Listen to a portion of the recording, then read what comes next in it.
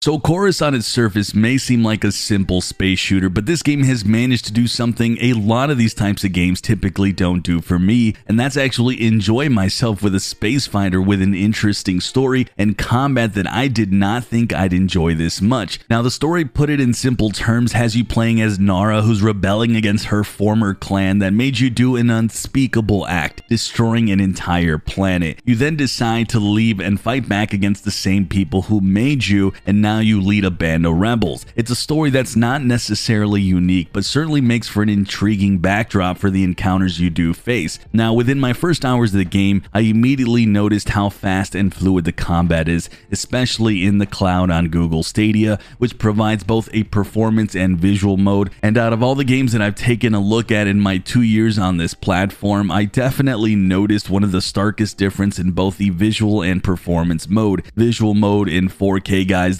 looked stunning, truly showed how beautiful the game looks, and it runs in the cloud pretty decent, but performance noticeably took down the visuals a notch, but it was easily the smoothest gameplay experience with this title. You can certainly feel the lesser frames of quality mode, and a game like this that has you doing things like barrel rolls and acting within a split seconds so you don't crash and die is definitely going to make a difference, and performance mode was really the way for me to go for the rest of my playthrough. But I gotta say, even in quality, the game was playable and enjoyable. As for the actual gameplay though, that is where this really does shine. Going back to what I said earlier, I never cared for games like Star Fox or Starlink or space shooters in general. This one immediately sucked me in. The combat has you not only dodging and outmaneuvering your enemies, but you have to think strategically and switch between your guns to kill certain foes more effectively. So you're always thinking on the fly. Not only that, but I've had several intense moments where I had to destroy something maybe stationary, for example,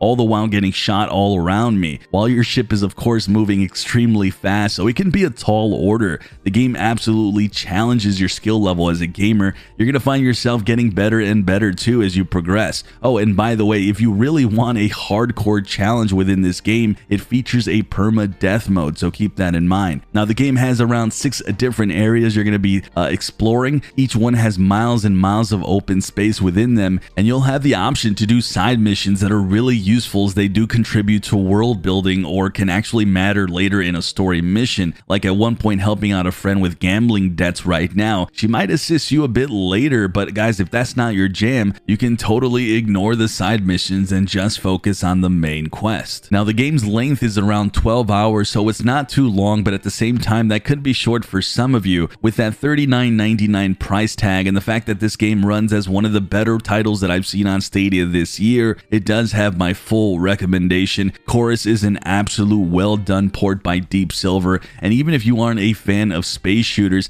I say give this a shot, because even I'm not a fan myself, and you can believe that I'm having a ton of fun, and I'm going to be diving further into this game and finishing this one up soon. Let me know, guys, your thoughts on this title, and with that, I'm Sunny, and as always, I'll see you guys in the clouds.